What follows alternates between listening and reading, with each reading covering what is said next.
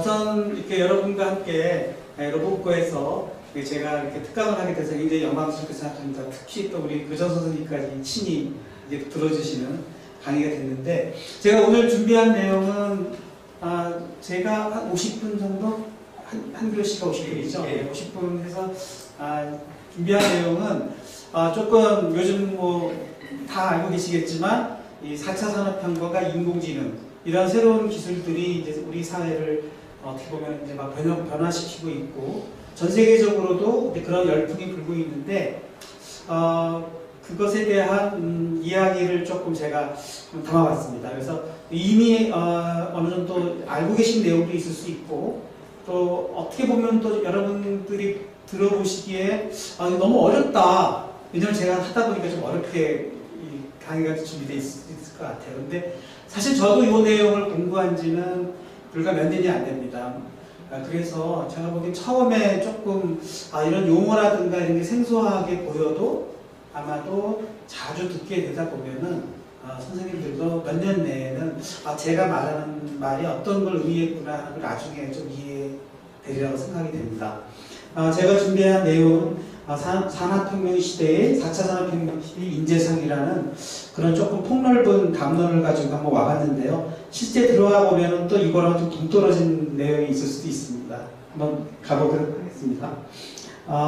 저에 대해서 잠깐 소개를 하자면, 저는 이제 처음에 입사를 금성사에서 입사를 해서 로봇 개발 팀장을 한 15년 정도, 16년 정도 하다가 중간에 이제 저희가 학교를 옮겼습니다. 그래서 선문대에서 또 학생들을 정보통신공학, 로봇공학 쪽으로 한 18년 정도 가르치고, 이제 알파고 사건이 터지는 2016년 때 뜻한 바가 있어가지고 이제 학교를 또 카이스트로 옮겨서 거기서는 이제 애들을 가르치는 그런 역할보다는 연구를 같이 하는 연구교수의 역할을 하고 있습니다. 그래서 각종 그 프로젝트들을 제가 관리를 하면서 산업체와 그리고 학생들이 연구하고 있는 내용들을 연결시키는 그런 이제 프로젝트 매니저 역할을 지금 하고 있습니다. 네. 제가 오늘 준비한 내용은 이제 AI 그리고 4차 산업혁명 몇 가지 혁신기업 사례를 보여드리면서 우리가 어떻게 아이들을 가르쳐야 되나 하는 것을 잠깐 이렇게 결론을 지으려고 목차를 세웠는데, 오늘 아침에 순서를 살짝 바꿔서 4차 산업혁명 먼저 얘기를 하고 그 다음에 AI 얘기하는 게 나을 것 같아서 순서를 좀 바꿔봤습니다. 이렇게 또 좋은 졸음이 오실 수 있을 것 같아서, 이게 무엇을 뜻하는지 제가 한번 이렇게 한번 퀘션, 혹시 아시는 분 있으면 손 한번 들어봐 주시겠어요? 저게 무엇을 뜻하는 것 같다. 네. 안 들립니다. 경제 규모 같습니다. 경제 규모요? 어떻게 하셨죠? 네. 오늘 아침에 역시 선생님들은 역시 훨씬 훌륭하십니다. 수고자입니다. 네. 지금 이 그림은 2019년 현재 IMF에서 발표한 세계 경제 규모, 정확하게는 GDP, 그로스 도메스틱 프로덕트라고 해서 한 나라가 생산한 총 재화의 총량인데 중복 계산은 다 뺍니다. 예를 들면 PC를 생산하는 업체는 PC를 조립하는 그 밸류만 하는 거고요. PC에서 사용되는 파워 서플라이나 CPU는 다시 그걸 생산하는 업체가 중복 계산이 없이 순수하게 한 나라가 총 생산한 양을 가지고 경제 규모를 얘기하는데, 물론 경제 규모를 얘기할 때 GDP만 사용하는 건 아닙니다. PPP도 사용하고 GNP도 사용하고 많은 지표들이 있는데, 그래도 GDP가 요즘에 대세인 것 같습니다. 전 세계 GDP의 총량은 현재 2018년 현재 84조 달러라고 합니다. 그래서 이 84조 달러가 잘 감이 안 오죠. 그래서 항상 이런 홈페이지를 들어가 보시면 빌리언 달러를 단위로 쓰는데, 빌리언 달러는 우리나라로 10억 달러니까 곱하기 대략 1000을 하면 1조 원이 되는 겁니다. 그렇죠? 그러면 우리나라의 현재 총 GDP는 1조 6,600억 달러라고 합니다. 그러니까 GDP, 우리나라가 총 생산하는 경제 규모가 전 세계에 작년 현재 11위를 차지하고 있는 거고요. 11위면 이 앞선 나라들을 쭉 보고 러시아, 스페인이라고 이미 3년 전에 이겼습니다. 작년에 러시아를 처음 이겼고요. 캐나다는 우리가 한번 이겼다가 다시 밀렸어요. 그러니까 어떻든 캐나다하고 우리 한국하고 이제 앞서보니 뒤서보니 하고 있는 형국입니다. 그런데 제가 오늘 이 그래프를 갑자기 들고 나온 거는 이 머니터리 IMF에서 지금 해마다 이걸 조사를 하는데 조사한 지 30년 정도가 됐나 봐요. 그래서 초기에 전 세계의 그 GDP 총량을 봤는데 놀랍게도 그때는 20조 달러가 안 됐던 거예요. 그렇다는 얘기는 지금 전체 86조 달러면 약 30년 만에 전 세계 경제 규모가 3배가 커진 거지 않습니까? 근데 일부 경제학자들은 이렇게 잘 사는 나라가 약간 언더 디벨로핑, 개발도상국의 재화를 이렇게 뺏어가는 제로섬 게임이다. 그래서 경제가 발전하는 것은 한 나라의 재화를 다른 나라가 착취하는 구조다 이렇게 주장하는 사람들이 있어요. 근데 그렇지가 않다는 겁니다.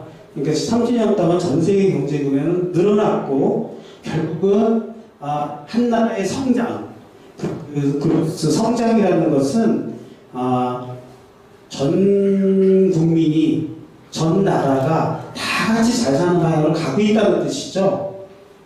그러니까 이거를 보면은 결국은 이거 붉은색이 전 세계인 거고 이 파란색이 이제 유럽만을 표시하는 것인데 전 세계를 본다면 굉장히 계속 발전하고 있는 구조고 지금 우리가 제가 보기에는 10년 전에 그래프를 보면 우리 일본의 한 6배 정도가 일본이 앞섰는데 지금 보면은 우리가 한 3배밖에 차이가 안 나고 있지 않습니까? 그러니까 우리나라 경제 규모도 나날이 발전하고 있다. 그래서 많은 IMF 그 전문가들이 지금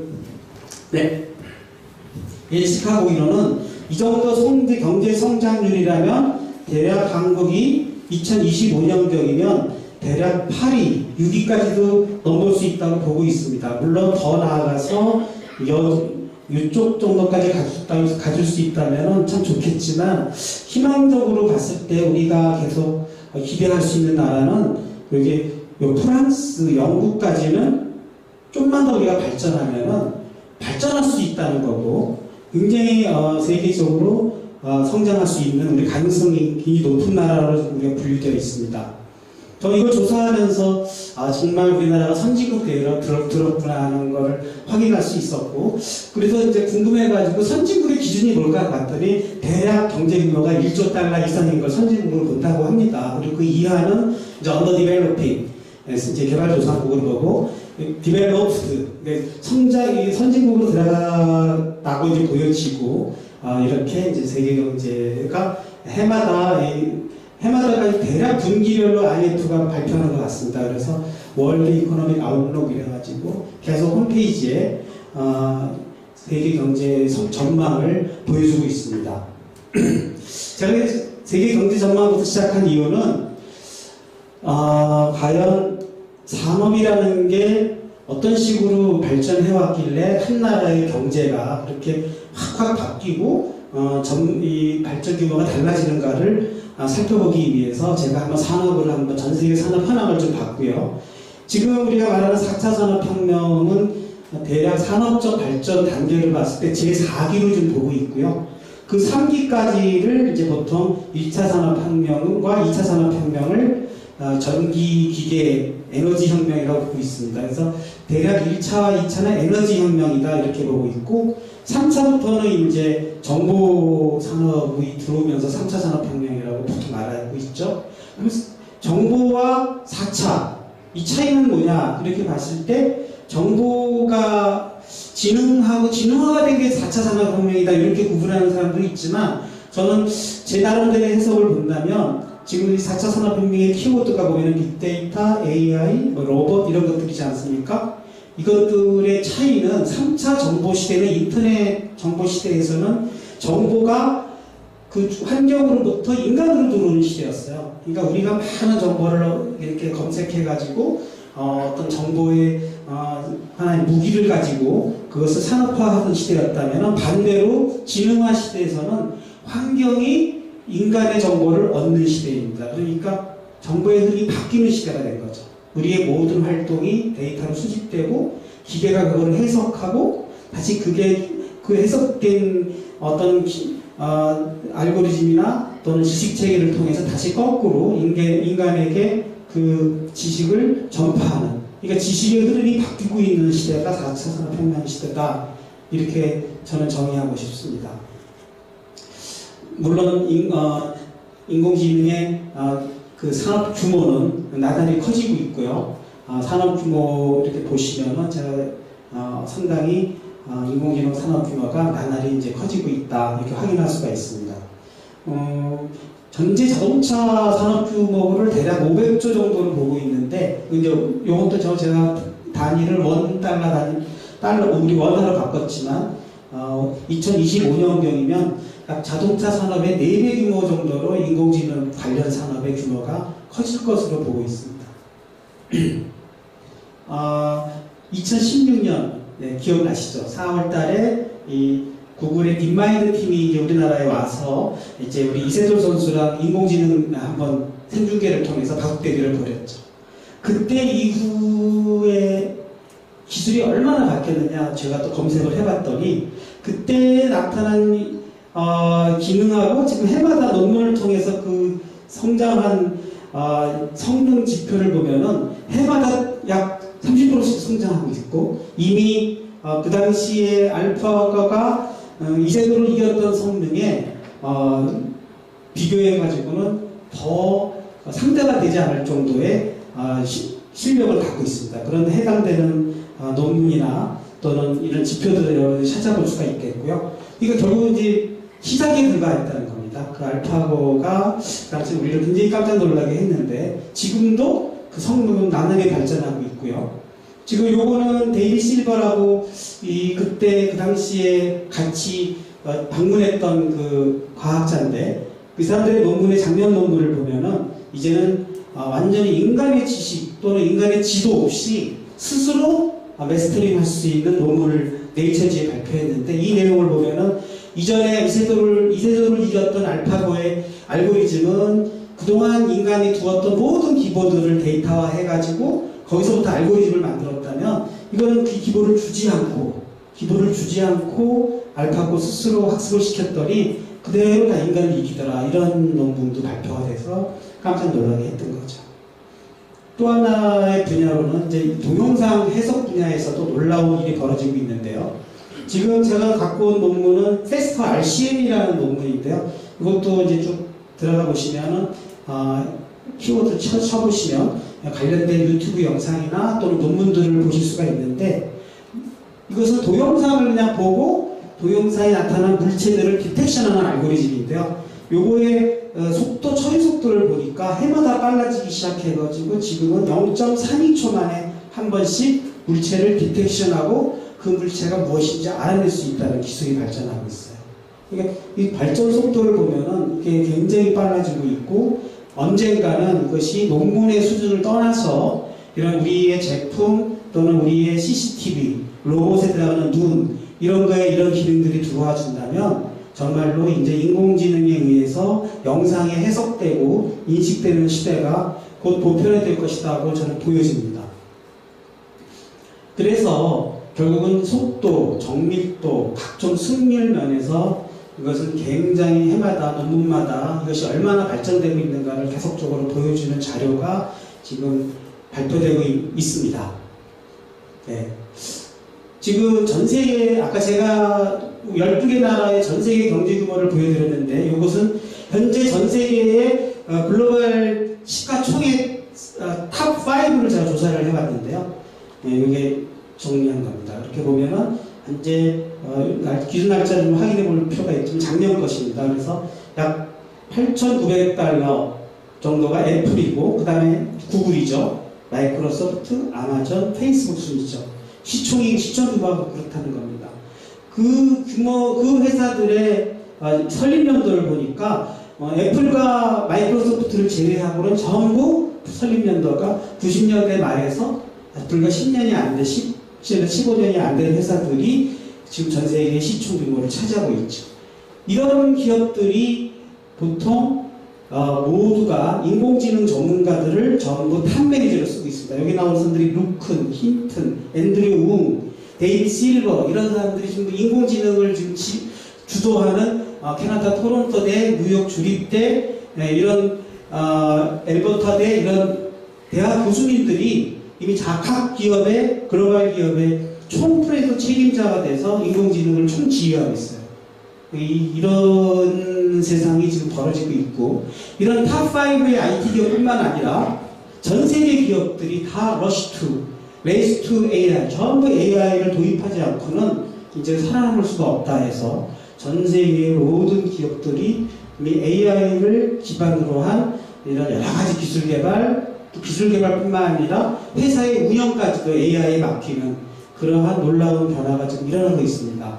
그러니까 우리가 그냥 보통 보는 인공지능, 뉴스에만 달아보는 이런 거는 이미 선진 기업이나 선진 연구소에 또는 선진 학교에서는 마음이 일어나고 있는 게 현실이라는 거죠.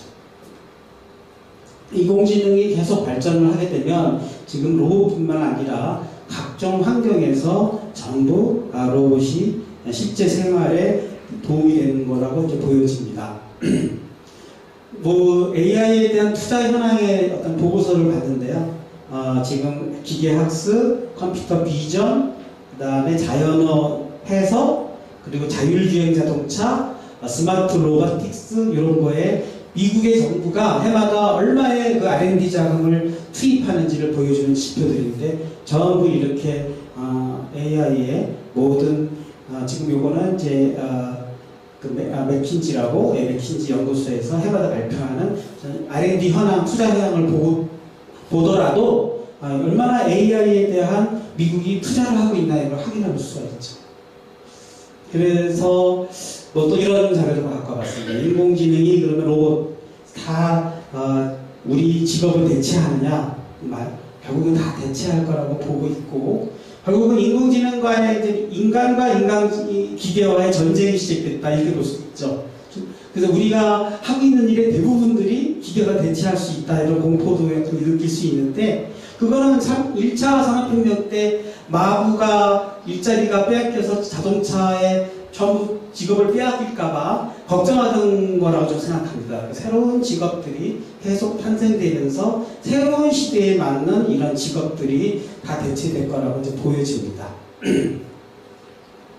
두 번째는 이제 인공지능이라는 걸 넘어가는데 조금 이제 여기서부터 폭을 높여서 인공지능이란 무엇이냐 이렇게 봤을 때 저는 인공지능의 정의는 많은 지능의 정의부터는 생각해 봤는데 어떤 행동이나 또는 의사결정을 지속적인 경험이나 학습을 통해서 좀 더 잘할 수 있을 때 그 대상을 우리는 지능을 갖고 있다 이렇게 정의를 내린다고 합니다. 그러니까 인간과 기계가 갖고 있는 보편화된 지능에 대한 정의죠. 그러니까 뭔가 자꾸 실수나 경험을 통해서 좀 더 잘할 수 있는 기능을 갖는 기능 이런 것들을 이제 인공지능이라고 정의될 수가 있고 우리의 뇌는요 뇌를 이렇게 쭉 살펴보면은 약 1000억 개의 세포와 100조 개의 시냅스를 이루어졌다고 합니다.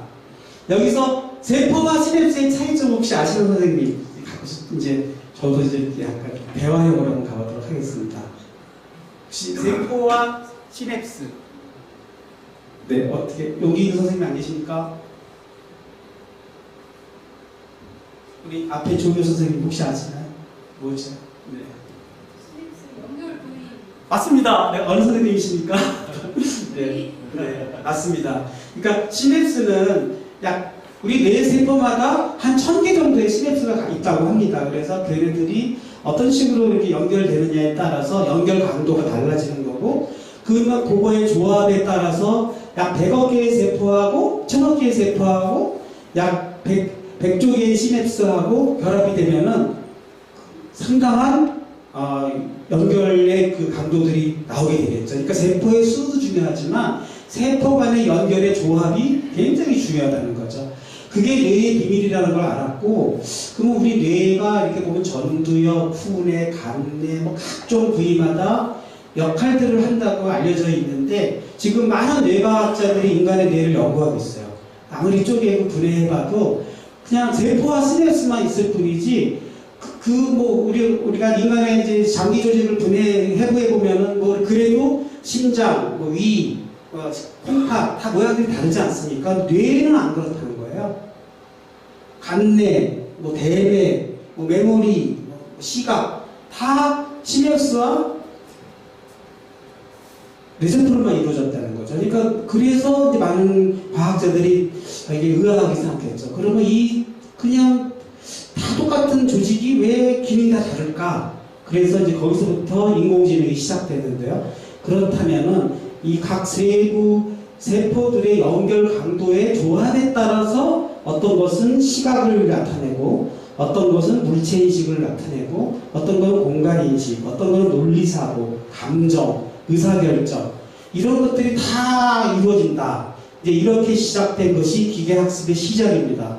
그래서 이걸 한번 흉내내보자 해가지고 이제 지금 말씀드린 이러한 시냅스 구조를 수학으로 표현하기 시작했어요. 그래서 각 연결 강도를 웨이트 썸을 해서 어떤 비선형 함수를 통과시킨 신호가 다시 다른 세포의 시냅스 입력으로 들어가고 그 시냅스 입력으로 들어간 수천 개의 다발이 다시 하나의 시상합으로 모여가지고 다시 또 웨이트에 썸을 해가지고 또 어떤 비선형 함수를 통해서 또 다른 세포를 전파되고 이렇게 계속 무한히 연결된 구조를 그대로 한번 컴퓨터를 구현해보자. 그래서 구현을 해봤어요. 그런 식으로 결국은 각 노드들을 세포를 대신하고 그 다음에 시네트들을 연결 커넥션으로 다 대신을 해가지고 수학적으로 쭉 분석하고 나오는 마지막 최종단을 이런 비선형 함수를 통해서 계산을 해가지고 얘를 가지고 뭉텅이로 한번 만들어보자 해서 대략 그 당시에 컴퓨터 기술이 좀 많지가 않아가지고 뭐 1000개, 10,000개 정도를 만들어서 연결 강도를 만들어가지고 몇 가지 실험을 해봤는데 좀 되더라는 거예요. 그래서 그때 논문을 발표한 게 1986년에 바로 뉴럴 네트 구조를 만든 겁니다. 불과 30년 전에 만들었죠. 자, 이 논문을 쫙 또 찾아봤더니 인용 개수가 무려 16,973회. 제가 논문 해외 논문 써봤더니 100회 넘기가 쉽지가 않아. 한 50회 논문 잘 썼다고 그러고 논문 아무리 좋은 논문 써도 한 10편 인용되기가 쉽지가 않습니다. 인용이라는 건 뭐냐면 또 다른 SCIC 논문을 누가 이 논문을 갖고 영감을 얻어가 썼다 해가지고 레퍼런스에 이렇게 넣는 것을 이렇게 인용이라고 하거든요. 그러니까 16,000 인용 횟수라고 굉장한 거죠. 그런데 이 당시에는 이게 학습 속도가 너무 느렸어요. 느리고 두 번째로는 몇 가지 함수, 몇 가지 기능은 구현이 됐는데 모든 기능이 구현되기가 힘들었어요. 그래가지고 조금 발전이 안 되다가 알렉스라는 사람이 1998년, 그러니까 거의 2000년대 후반, 초반에 발표를 했는데 바로 CNN이라는 구조를 발명을 합니다. CNN 구조는 뭐냐면 이렇게 부분을 합으로 해서 풀리 커넥트를 시키지 말고 좀 중요한 부분만은 연결관도만 넣어버리자 해가지고 컨볼루션이라는 개념을 도입을 해가지고 이것을 만들었더니 시각 인식이 너무 잘 되는 거예요. 그래가지고 이것들을 논문에 발표를 했더니 이게 이제 소위 요즘 말하는 딥러닝의 시작입니다. 이거의 구조가 뭐가 다른가 봤더니 우리가 이제 영상인식을 우리 학생들한테 가르치나요? 영상 해석? 혹시 가르치나 잘 몰라가지고 아직 이미지 해석을 안 가르치죠. 그래서 영상을 이제 받아가지고 그 어떤 개체가 어디가 눈이고 어디가 콩가 하는 걸 보려면은 특징 데이터를 추출해야 되는데 특징 데이터라는 건 뻔합니다. 눈 같은 경우는 점이고요. 그 다음에 얼굴 같은 경우는 이렇게 윤곽, 코 같은 경우는 뭐 예를 들면은 뭐 이렇게 코의 모양 이런 식으로 어떤 특징 점들을 벡터화해가지고 그걸 컨볼루션 필터라고 하는데 인간이 이제 미리 알아낸 거죠. 어떤 동물의 눈을 판별하려면 동그란 개체, 귀를 발견하면 뾰족한 거. 그 이미지 필터라고 하는데 이미지 필터를 마구마구 만들어가지고 잘 조합을 하면 영상 해석이 잘 되더라 하는 것은 이미 알려진 영상 기법이에요. 근데 그 알렉스라는 그 연구자는 이 필터 자체를 학습할 필요가 있지 않을까 해가지고 얘네들을 스스로 애가 알아낼 수 있도록 인간의 간섭 없이 한번 해보자 해서 시도를 한 것이 컨볼루션 필터를 컨볼루션 네트워크로 만들어보자 하는 거에 불과하고 그렇게 만들었더니 상당히 영상의 특징들을 스스로 알아내는 구조가 나왔다는 거죠.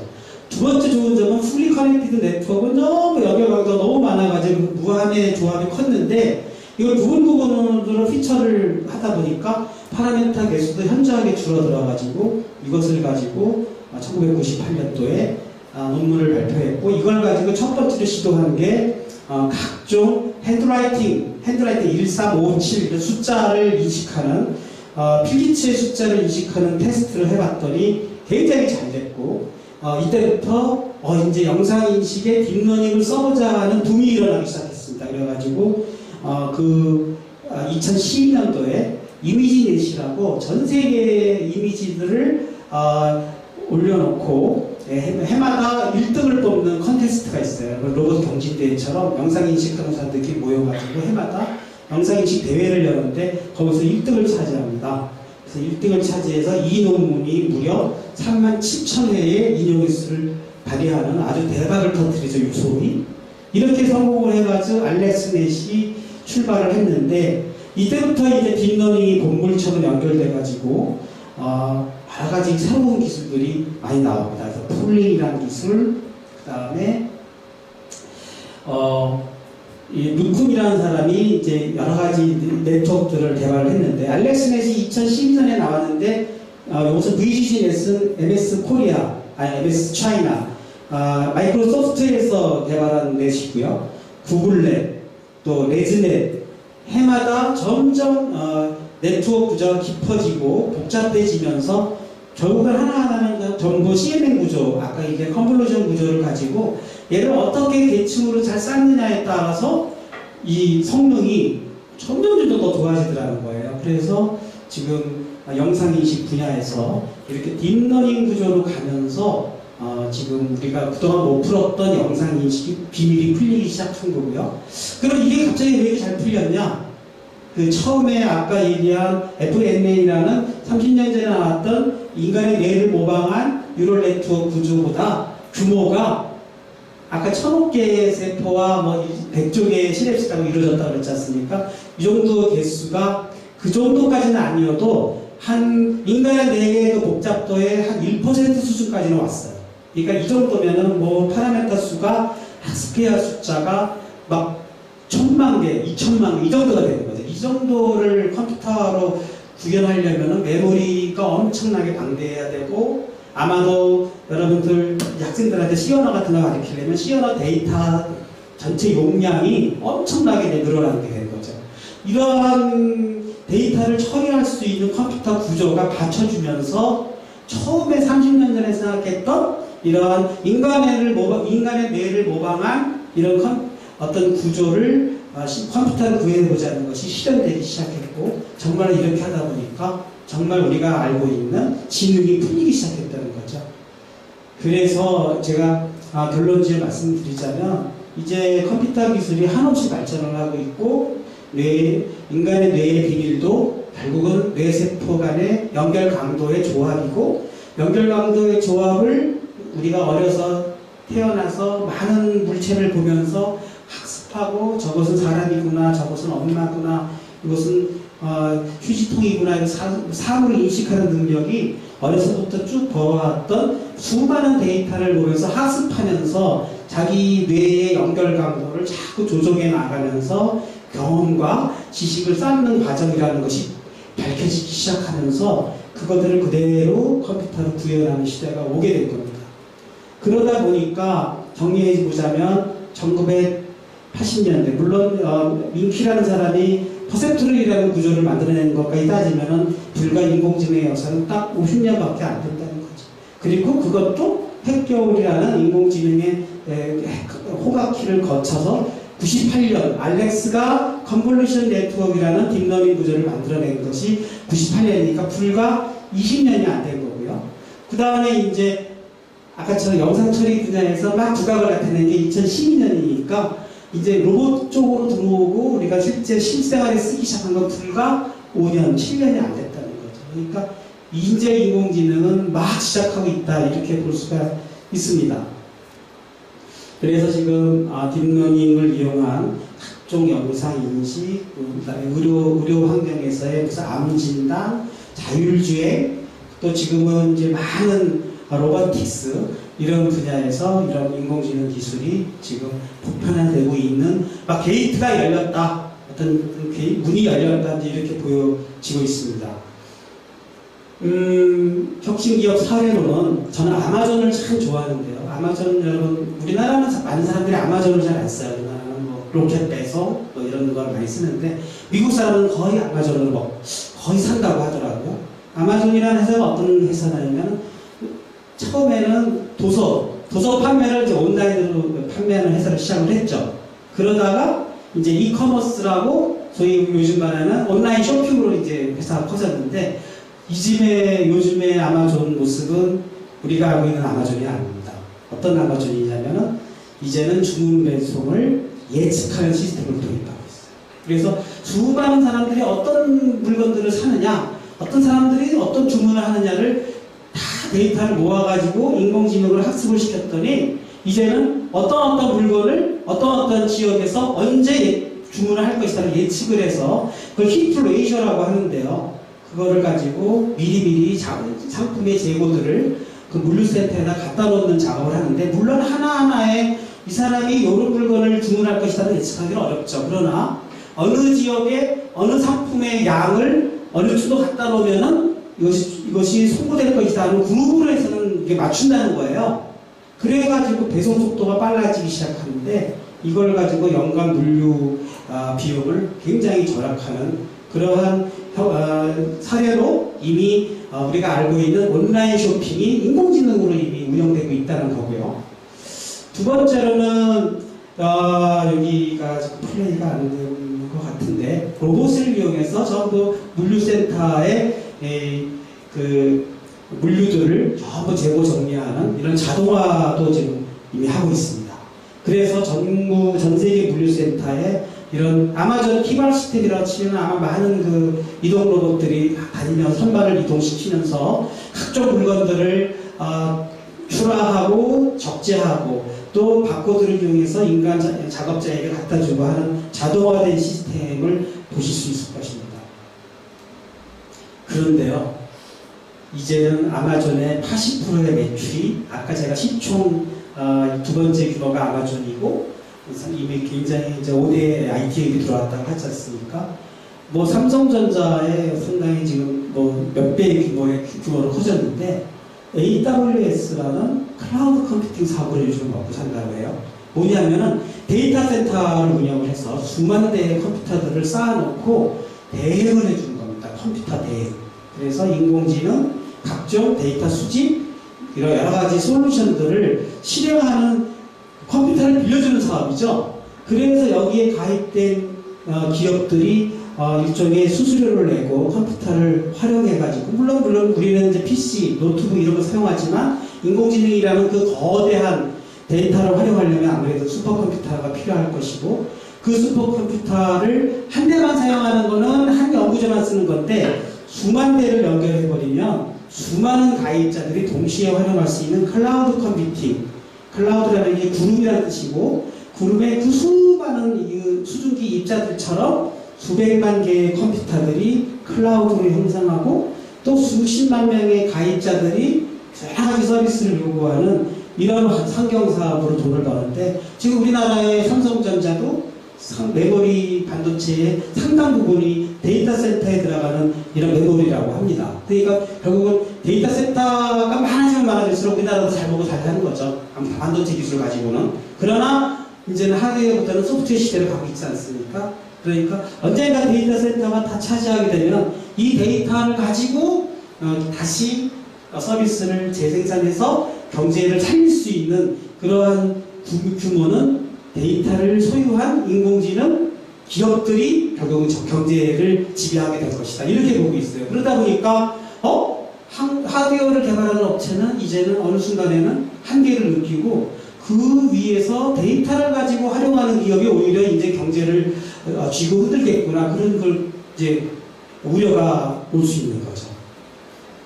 지금 2등 기업들이 따져보면은 클라우드 컴퓨팅 2등 기업이 마이크로소프트, 그다음에 NTT, IBM 이렇습니다. 그러니까 지금 보면은 이게 전 세계 매출 규모의 44%를 아마존이 쓸고 있고요. 2등, 3등, 4등 기업들은 규모로 봤을 때 거의 툭 떨어져 있는 정도로 이미 아마존이 압도하는데 어느 정도로 압도하는지 제가 한번 들어가 봤어요. 들어가 봤더니 해마다 아마존에 가입하는 기업의 수입니다. 곱하기 빠졌네 단위가 1000입니다. 그러니까 현재 2017년 현재 아마존에 가입한 기업의 회원사 수가 130만 개 기업이에요. 얼마나 그러니까 가만히 앉아가지고 돈을 벌고 있는 회사가 바로 아마존이라는 거죠.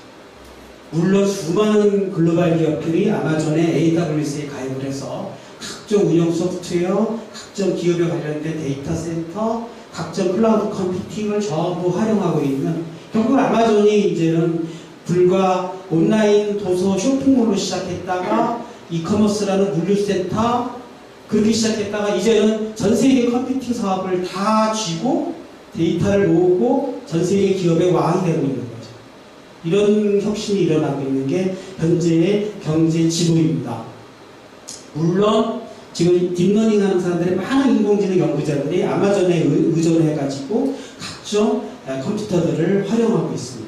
그래서 아마 여러분들이 유튜브에서 AWS 치면은 각종 그 강좌들이 많이 열리고 있고, AWS를 이용해가지고 어떻게 인공지능을 활용하고 개발하고 응용하는구나 하는 그런 거를 확인해 볼 수가 있습니다.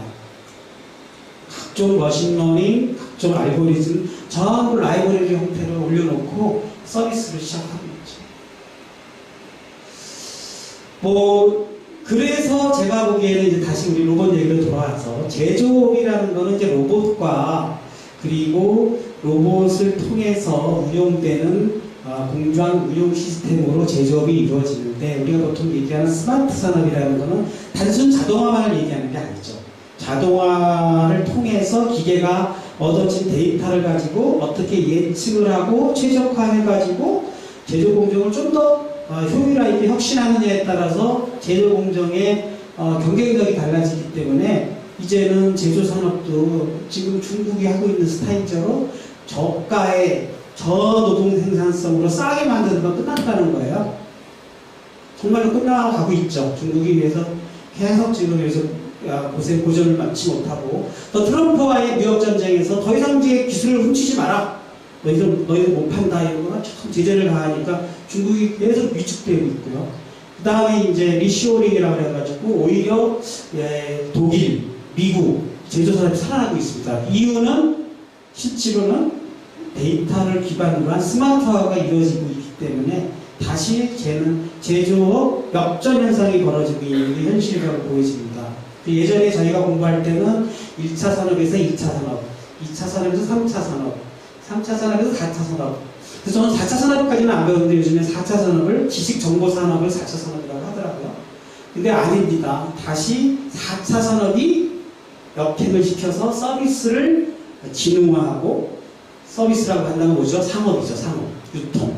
또 2차 산업, 제조업도 진흥화를 해서 다시 경제의 축이 물론 스마트 팜 해가지고 1차 산업도 진흥화를 하고 있죠. 그러니까 이게 다 한 바퀴 돌아서 옛날에는 잘 사는 나라는 전부 서비스 산업으로 가고 금융으로 가고 뭐 지식을 먹고 살고 이럴 줄 알았더니 안 그래요.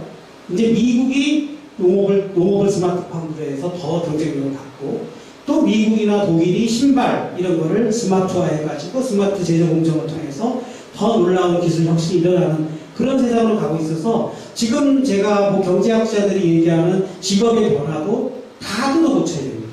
그런 걸로 지금 바뀌고 있다. 네, 고용이라는 회사는 제가 또 잠깐 들고 왔는데, 우리 고용 테크놀로지 작년에 학생들 몇 명 보내주셨는데 저희가 못 뽑았습니다. 올해는 제가 사장님한테 얘기를 확 해가지고 고용 테크놀로지 학생들 삼성전자도 뽑는데 잘했어요.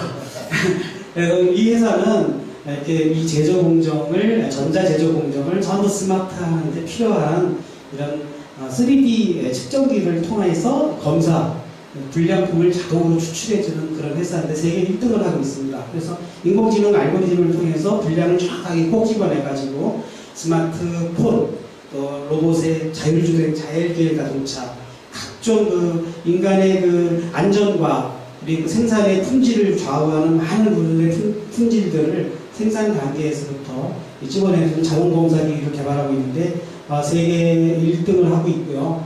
요즘에는 이것을 가지고 좀 더 인공지능으로 더 연결을 하고 스마트 공정들을 전부 솔루션화 해가지고 최적화하는 쪽으로 발전을 하고 있습니다.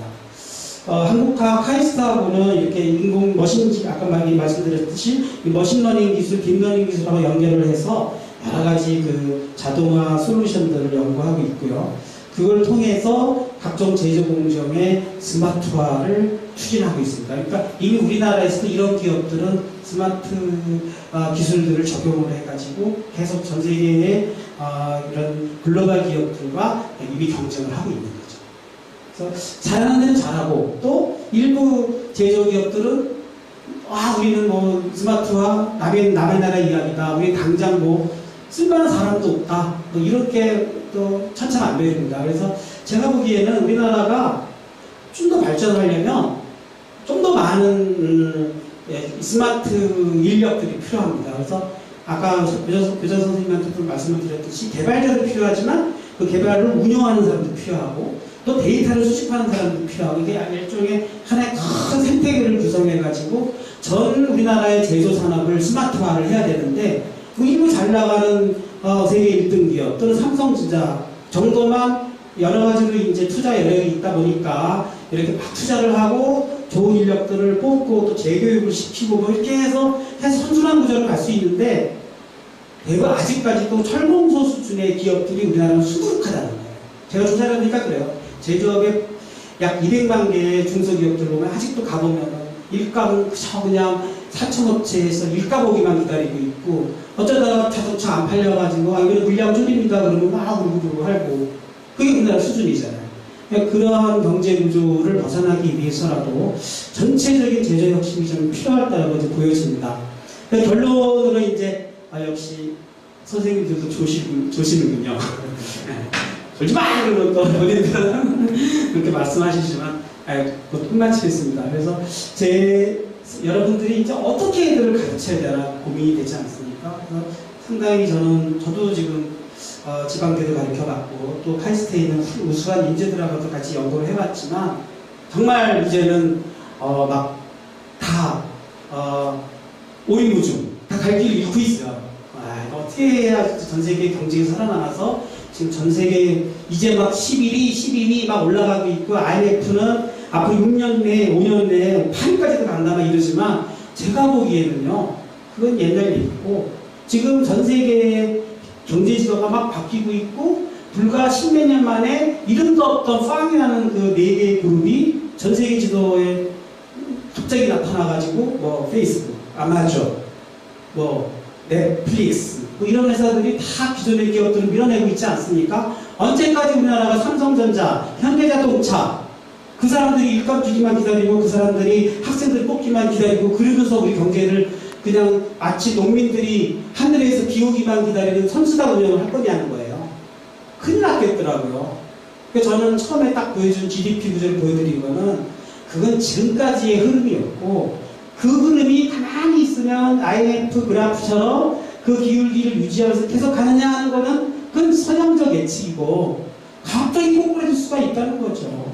그 공포가 저는 몰려오고 있다고 봅니다. 그리고 그 일선을 여러분들이 저는 막고 있다고 보여져. 어떻게 애들을 가르칠 거냐. 이건 진짜 안 보여드리려고 했는데 죄송합니다. 이렇게 가르칠 거냐는 거죠. 선생님이 있어라 그러면 다 있고 그 당시에 우리나라 IT 최대 강국이었던 IT 강국들의 정보통신은 다 워크통이고 우리나라가 정말 겉으로만 스마트 대국이고 겉으로만 정말 IT 강국이지 않은 건가 이거 한번 좀 봐야 될 것 같고 결코 우리나라가 현재를 봤을 때는 스마트 사회로 가까웠다는 느낌이 안 들고 있습니다. 그래서 교육의 종말 이런 것도 있지 않습니까? 애들을 전부 그냥 지나고만 몰고 가고 한 명이라도 노무현 대통령이 그랬어요. 문제를 좀 더 이렇게 등급화를 좀 넓게 해가지고 애들을 10등급으로 분류하자니까 난리가 나잖아요. 한 문제 틀려가지고 지금 어느 원하는 과를 가느냐 못 가느냐 하는데 그거를 등급을 10등급으로 나눈다는 게 말이 되느냐. 이게 우리나라의 현실이죠. 단 한 명이라도 내가 제일 이기고 가야 어느 원하는 과를 가는 완전 서열주의 사회. 그런 게 이제 우리나라가 그동안 가르쳤던 교육 시스템이고, 그러다 보니까 애들의 창의력, 통찰력, 뭐 이런 건 다 사라지고 있는 거죠. 그렇게 훈련받은 애들이 잘 갈 수 있는 나라는 내가 보기에는 진한 산업주의, 산업화 사회, 삼성 LG가 잘 나가던 사회, 그때는 가능했어요. 지금은 조그만 아이디어를 갖고 있는 새로운 기업이, 강소기업이 공정과 같은 대기업들을 무너뜨리는 새로운 경제지역의 4차 산업혁명 시대에는 아니라는 것이 자꾸 든다는 거죠. 그러면 어떻게 해야 되느냐? 결국은 제가 쭉 논문을 읽어보고 1차 산업혁명, 2차 산업혁명 다 봤는데 역시 과학이에요. 새로운 과학적 기질을 가지고 역시 수식을 만들고 그걸 현실로 만드는 능력. 두 번째, 혼자 자라는 시대는 끝났다. 요즘에는 뭐 모여가지고 이렇게 아까 이렇게 같이 모여서 이렇게 이제 뭐라 그러죠? 과제 형식의 이런 프로젝트 중심의 이제 학습, 그런 게 중요하다는 거죠. 옛날에는 혼자 앉아가지고 저도 공부 좀 꽤 했는데요. 앉아가지고 쫙 풀면은 뭐 따닥따닥 풀면은 뭐 1분 만에 풀고 애들이 1시간 만에 못 푸는 거. 그렇게 풀었죠. 근데 그게 다 무슨 소용이 있어요? 이미 네트워크, 인터넷, 솔루션 다 나와 있는 건데. 그러니까 이런 것도 끝났다. 그래서 저는 앞으로 4차 산업혁명 인재는 정말로 소프트웨어 기술자는 점점 더 필요합니다. 전 기계가 인공지능화되고 인공지능의 핵심은 소프트웨어로, 소프트웨어를 어떻게 구현하냐는 소프트웨어 인재가 이제 필요한 거고, 미국이라는 나라조차도 정말 소프트웨어 인재가 부족해서 이걸 어떻게 해결할 거냐 이런 고민을 지금 하고 있다고 합니다. 제 자료들은 제가 선생님한테 하나 복사해 드렸으니까 혹시 제 모든 자료에는 이렇게 다 전부 레퍼런스를 다 제가 어디서 이거를 이런 내용들을 발췌했나를 다 표시를 해놨으니까 들어가 보시면 논문, 유튜브 뭐 여러 가지 그 자료들을 더 디테일하게 보실 수 있도록 제가 팁을 드리는 거니까 보시고요. 에꼴 40이라는 IT 기술 학교, 여기는 세 가지가 없는 학교로 유명합니다. 일단은 교육비를 안 받고 학위도 없고 교수님도 없고 가르치는 것도 없어요. 그냥 노트북 하나 딱 들고 와서 그냥 자기가 과제를 계속 수행할 때마다 42개 과제를 다 수행해내면 이렇게 나가는 일종의 그런 과제인데, 물론 이제 어느 도네이터가 모든 비용을 다 대가지고 했는데 이게 너무 성공하니까 계속 지금 백골이 늘어나고 있다고 합니다. 뭐 이런 거 그냥 애들을 그냥 다 공간에 풀어놓고 그냥 아이패드 하나만 들고 가가지고 계속 과제를 수행해 나가고 한 21개까지는 혼자 수행하는데 22개부터 42개까지는 혼자는 못한다고 하더라고요. 그러니까 서로 팀을 짜가지고 나랑 같이 하자 해가지고 계속 올라가고, 선생님들은 전체적인 지도만 해주고 이거 굉장히 어렵죠. 저도 PBS를 한 5년 동안 선문대에서 해봤는데 힘들어요. 차라리 그냥 나 혼자 정해진 도가가서들은 그냥 힘주도 쫙 가르치는 게 편하지, 애들한테 니들이 이제 자기 주도형으로 해, 그리고 너희들이 어떻게 하나 보겠다 이렇게 하는데 선생님들이 더 편할 것 같죠. 강의도 안 해야 되고 더 힘들어요. 중구난방 틀리고, 어떤 애들은 잘하는 그룹이 있고 어떤 애들은 다 뒤쳐져가지고 막 엉망이 되는 그룹이 있는데, 걔네들을 어떻게 끌고 가려다 보니까 이 스트레스가 차라리 강의하는 게 낫겠어요. 너희가 알아먹거나 맞거나 나 혼자 뭐 푹 써주고 끝나는 게 낫지, 이런 자기주도형 학습 쉽지가 않더라고요. 그러니까 이런 거 우리나라가 수행하려면 우리나라도 이런 거 해보자 해가 되는 게 아니에요. 다 노하우가 쌓이고 어떤 문제들을 잘 발굴하고 어떤 식으로 이런 파일럿 교육 시스템을 통해서, 그러다 보니까 문제 발굴이 굉장히 중요합니다. 어떠한 문제들을 정말 주제를 삼을 것이냐, 뭐 이런 것들이 노하우가 될 것 같아요. 그래서 이런 교육을 우리가 도입하려면 정말 수요를 잘 받아야 됩니다. 정말 현장에서 어떤 문제들을 원하지? 그러면 그런 문제들을 잘 수집을 해서 유형별로 나누고 수준별로 나누어가지고 자, 요것을 5단계 과제를 해보자.